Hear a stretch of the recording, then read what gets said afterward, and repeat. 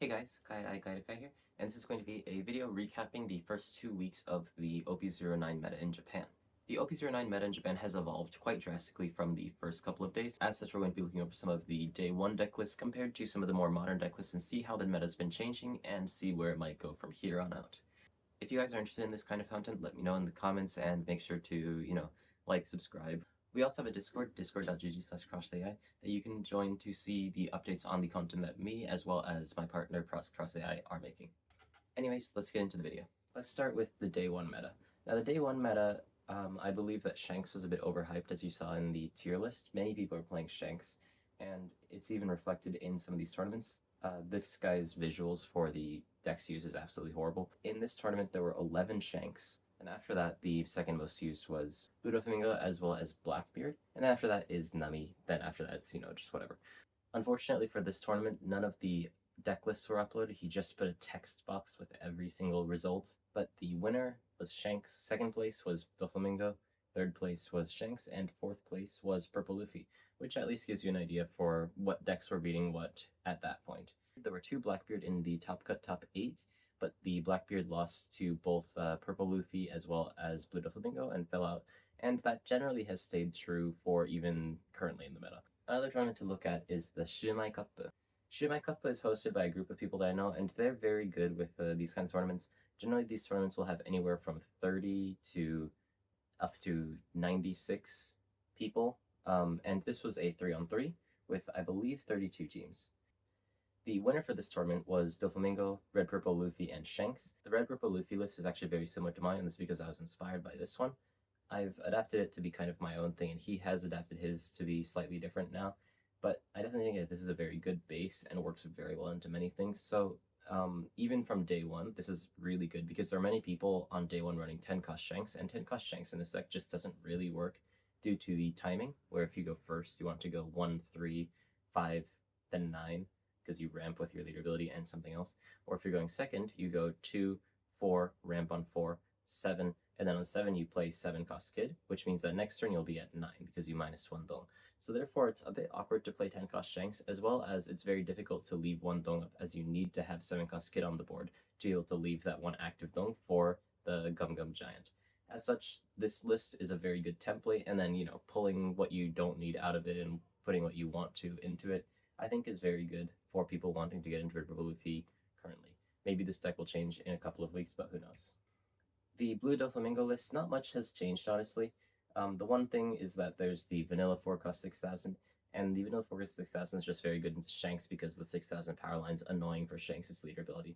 Also, Red Rock is used. Red Rock is used because, again, 10-cost Shanks minuses 1000 power to everything, and that sticking to the board, and if they perhaps play 2 of them, it starts to get very hard as your board gets very low on power. So Red Rock has been used recently above things like Gravity Blade. All in all, this is a fairly normal list. I'll talk about my gripes with Blue Doflamingo when we get to the more modern lists. One interesting thing to point out from this tournament was that there's a Teach that went 7-0. This was a list that I was talking about in my tier list, where we were running the 9-cost Kaido. As you can see, the counts are quite low, but this is because you can't really afford to put in too many of these, as your hand will get really stuck if you end up having these. As such, it's more supplementary to the whole package. Some people have started to take out the 9-cost Kaido, so we don't know if it's going to stay, but I personally tried the version without 9-cost Kaido, and it felt quite bad, so we'll have to see how the meta ends up settling, and maybe I'm just bad at the deck. Regardless, Teach has been kind of settling into this spot where it's basically just a Jesus game, and 10-cost Teach, and then everything else is just surviving until you get to that point. People have been putting in the 4-cost Dabung, because it's activate main, rest the Dabung, and then minus 4-cost. It works quite well with Dokugyu. That lets you take up to 5-cost. Having these sorts of cards that the opponent's kind of forced to hit into helps stall with the game, and eventually bring the game to a point where you can start to push back with things like Jesus Bajisa and the 10-cost Teach. Lastly, Shanks. Now, Shanks is very interesting because there are 2 versions. Now, there was, in the very beginning, a super aggro version that runs 3-cost Zoro and 5-cost Luffy and stuff, and a super control version that runs things like Whitebeard and Rayleigh, which is more what I was playing. And there's something kind of awkwardly in the middle. This is a list that won on day 1, where it runs both 2 Rayleighs and 2 Dragons, and on top of this runs things like the 5-cost Rayleigh to sort of pad out the defensive stats while also putting some offensive power with Dragon. One interesting thing is that it runs the 5-cost 7000 vanilla. This was used because in the mirror, going second was extremely powerful as you could play your Shanks first. As such, people are putting the 5-cost 7000 vanilla to be able to combat with the mirror going first by just putting out more power. We can see in the later lists that I'm going to show next that we've found a new way to deal with this. These are two more recent Shanks lists. One of them is a bit more aggro-focused and one of them is a bit more control-focused. As you can see in the control version, people are running the 7-cost Newgate. And just in general, Jack in Lucci was very good against Doflamingo. So in that sort of same theory, Blackbeard also helps KO one thing per turn potentially if it sticks to the board. So this has been doing quite well, and this card really helps against the Doflamingo matchup, doesn't necessarily make it winning. However, it's just a very good card in general and very annoying to deal with because it gets rid of blockers for effectively free every single turn. This control version of Shanks is actually quite good in the mirror as well, which is why it's more popular than the Rush version, and this is due to the Film 10 Shanks. Now, if you play Building Snake on any turn before 10, it generally doesn't get taken because Shanks has trouble clearing the board. And then once the opponent plays their 10 Shanks on 10, then you can answer with using your Activate main on Building Snake and then answering with your own Film 10 Shanks. This is how people are dealing with it now rather than playing the vanilla. If you're not playing the Film 10 cost Shanks, then you still may need to play the vanilla to try to flip it when going first. On the other hand, the aggro version is almost the same, except that it tends to run 8-cost Dragon. Some people are running 10-cost Roger, and I don't think that is a great card, mainly due to the fact that it relies on the opponent sort of not being careful. In the same way that the start deck 0-1 Luffy is only strong when the opponent isn't worried about it, or Diable Jump in the same start deck, these sorts of cards are only scary when the opponent doesn't know that they're coming. If the opponent knows that Roger's in the deck, for example, then they will just defend their life at 1, and if you play Roger when the opponent's at 1 life, then they can still block with their things. And also, if you're the one at 0 life and you play Roger, they can just take it with their life. So in the end, Roger feels a bit awkward to me in this deck specifically, but it can make sense in something like Red Purple Luffy because it's very strong in the mirror. Regardless, this deck does run it, and I kind of see the reasoning because it's just very aggro-focused. It runs 4 of the 8-cost Dragon, 4 of the Rush Shanks and Roger, and basically is saying that after 8 Thong, he's just going to play a Rush character every single turn and finish you that way.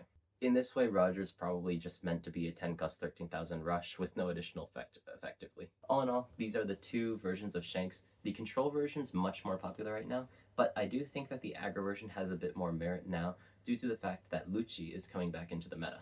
Now, although we've had the new set from the 1st of this month, we couldn't actually use the cards in official play until the 7th due to a rule that doesn't allow us to play cards for the first week that they're released. As such, the first flagship results are from the 7th of this month. On the 7th, however, we can see that Doflamingo's win rate was really high, and this was surprising at the time because he wasn't really talked about. But as soon as these first results came out, people kind of realized, oh, right, that deck exists. That deck's strong, isn't it? From this picture, it seems like Doflamingo has the highest pick rate as well as win rate, but in actuality, on this day, Doflamingo's pick rate was actually quite low and was just winning disproportionately because it was that much stronger than a lot of the other decks. As such, as we start to see recent flagship results, Doflamingo is still on top, but there's another familiar face. We have Lucci. Woo! Yay! Everyone loves Lucci. Lucci has been popping up recently, but only in these flagship tournaments. If you look at unofficial tournaments, Lucci's actually not winning at all. In fact, Purple Luffy is winning a lot more than Lucci or Red Purple Luffy. The reason for this is because flagship battles only have 5 rounds. In 5-round tournaments, you tend to hit the strong meta decks piloted by not necessarily strong players. As such, things like Doflamingo, although not necessarily winning for Lucci, if you know how to play Lucci against a player who doesn't really know how to play Doflamingo, you will win. Also, the modern version of Shanks, as well as Red Purple Luffy, do struggle into Lucci, so he has this merit. The one factor that Lucci needs to consider, and part of a reason why he hasn't been really winning in these unofficial tournaments, is that he doesn't necessarily win against Doflamingo currently, and he doesn't win against Black or Yellow Luffy or Teach, which are still present in the meta. Still, I wanted to point out that Lucci has been winning these flagship battles, and in terms of presence, he has been rising and is quite strong as a deck in the meta currently, but I predict that because of him rising, things like Teach will end up rising, and he'll never be able to really break into that tier 1 barrier, but maybe he can break into the tier 1.5 barrier if the meta persists the way that it is. Another deck that you might have noticed popping up a bit on the win rates in terms of flagships is Purple Luffy. Now, Purple Luffy is actually in a very interesting spot as he's found a build that can beat Doflamingo. I thought that this wasn't possible, which is why I rated him low on my tier list, and this now being a thing, actually having a better matchup against Blue Doflamingo compared to Red Purple Luffy, now makes it very interesting for what you decide to play, whether it's Purple Luffy or Red Purple Luffy, as they're no longer just a better or worse version of another deck. The adaptation that people have made is to just not run any 9 costs. By running 8 7 costs and just playing them over and over, you just get to this pseudo late game very fast, and you maintain that pressure throughout the game. The general curve that you want to take with this deck is to play Zorojuro on turn 2, and then use your leader ability again, and then play Bufitaro into Sangoro on turn 3. By doing this, you develop 3 board that are 6,000 power or higher. As such, creating this stronger board than Doflamingo makes it very difficult for Doflamingo to create his own board, and therefore recently Purple Luffy has been running over Doflamingo.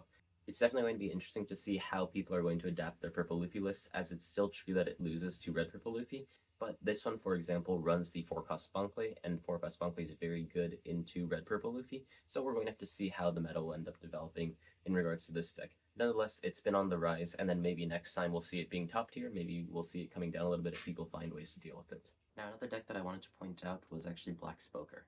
Black Smoker is basically seeing 0 play, and the only time that I see it is when it's actually getting results. Therefore, the deck's actually really not bad. One thing that Smoker has going for him is that he can use the 5-cost Tashigi. 5-cost Tashigi can trash the opponent's characters. As such, it can trash something like Lucky Roo without letting Lucky Roo use his on-KO effect. We'll definitely need to see how the deck plays out, and I'll probably try this on a video soon, so keep an eye out for that, and I'll get that out as soon as I can. The last point that I want to touch on is the Doflamingo decks. It's very, very similar to the Doflamingo lists from day 1. Even now, some lists will run Red Rock, and I don't think this is necessarily wrong, but I wanted to point out that both the day 1 lists and the current day lists run the 1-cost Perona, as well as the 1-cost Sengoku. Some lists don't run Sengoku, some lists don't run Perona, but most lists run Perona, and I don't really know why. I think that the strength of Blue Doflamingo is its ability to play multiple Jinbe. A lot of the deck is just how many Jinbe you can get out, and Perona doesn't help you cycle through your deck, it just helps you confirm your deck and make your leader ability stronger. As such, Sengoku is really strong because you can check the top 5, and presumably if you have a Jinbe, you'll probably only have 1, so you can send the other 4 to the bottom, and then your next 5 are a new 5 that you can check for more Jinbe. As such, Sengoku really helps cycle your deck, and I think that Sengoku is stronger than Perona at the very least. And I thought that people were on the same page with this, because in OP08, the Doflamingo list didn't necessarily run Perona. I think this is sort of herd mentality, where people saw that the winning lists were running Perona, so therefore they ran Perona. And of course, I won't say that Perona is bad in this deck list. It feels good to play, and it makes your moves very secure. I would like to question the necessity of it, because it effectively only makes your second turn going first stronger. You can almost guarantee getting a 4-cost 6,000 off your leader effect on turn 2 going first, but after that, you'll be playing things like Jinbe or Hancock into leader ability, and you don't really have the timing to put down Perona, except for luxury to just make sure that you get the card that you want off your leader ability. But there are so many 4-cost targets that there's a very low chance that you actually miss it. If you are worried about missing it, then just don't put in things like Perona, because Perona is just another target that you can miss on. So I think that the Doflamingo list has room for improvement, and I personally disagree with the 1-cost Perona choice.